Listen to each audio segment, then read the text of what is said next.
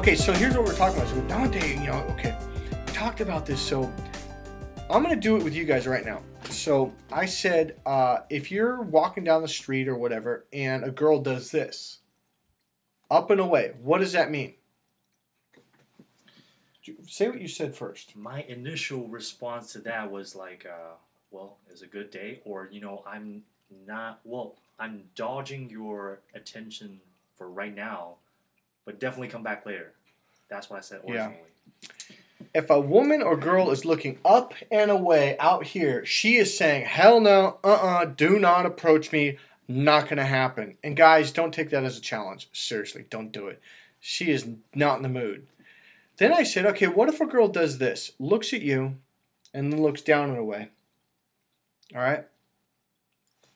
What was your first answer? Do you remember? Because I actually don't. I thought I said, you're welcome to come in. I want to know more about you. But I actually taught this to Dante before, so he's right. It means approach. Now, here's the important part. It's like when she's out in the front yard. She's got the the gate around it, the fence. She's like, she opened the gate and it's literally an invitation. It's saying, I want to meet you and I want to initially talk to you.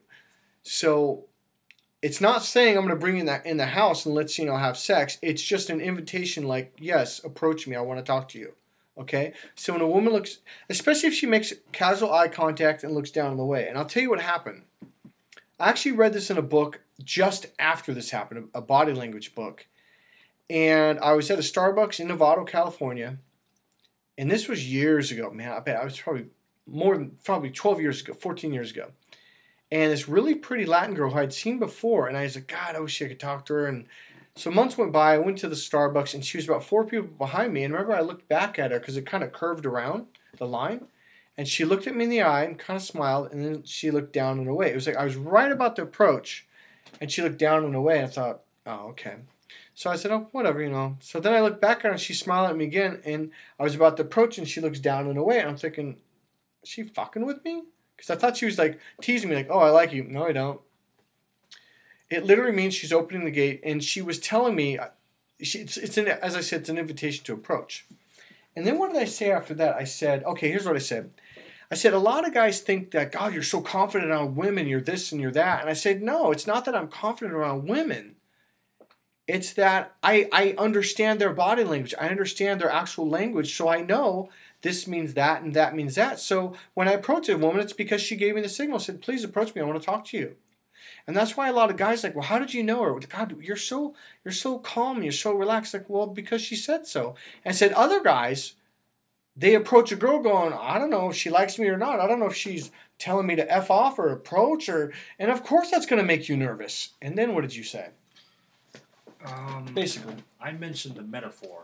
Basically, with your knowledge and techniques, it's like taking a test with the answer keys in your hand. While other guys,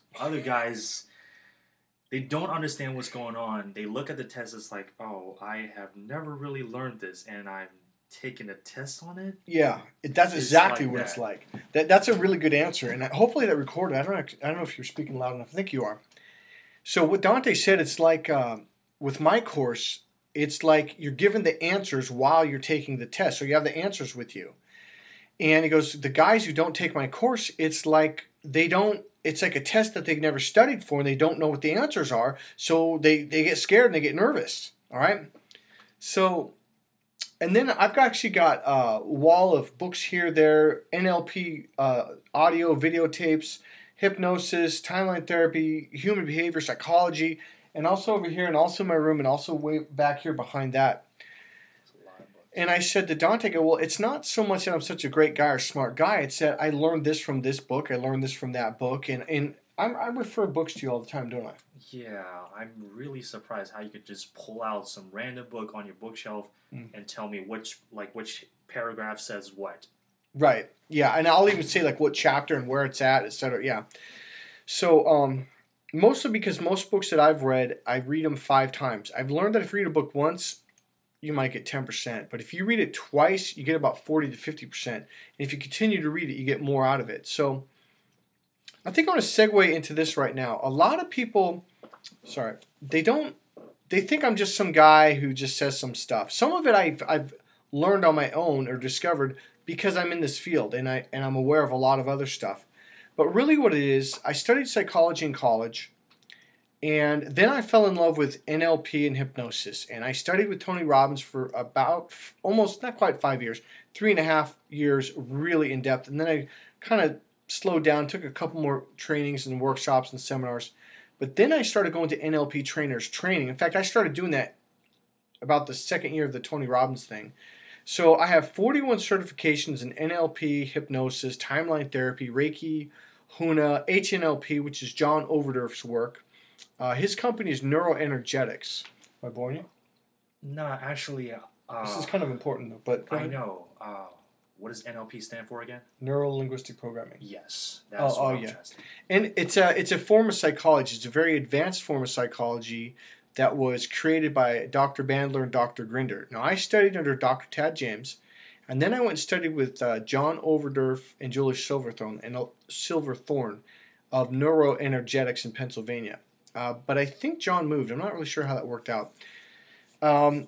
My point being is, I want to give you a little bit of my background. I've worked with a ton of professional athletes, boxers and kickboxers. You know, they have mental block. I unlocked that. Boom, they're going 100% now. I've worked with collegiate wrestlers, high school wrestlers. All this is mind coaching. My main focus, though, right now really is helping men to understand women better, and also single men how to approach, meet, and pick up on women. And also offer closures to one of those guys that are recently suffering from a loss of relationship. Yes, and we will not talk about that now. Yes. Okay, so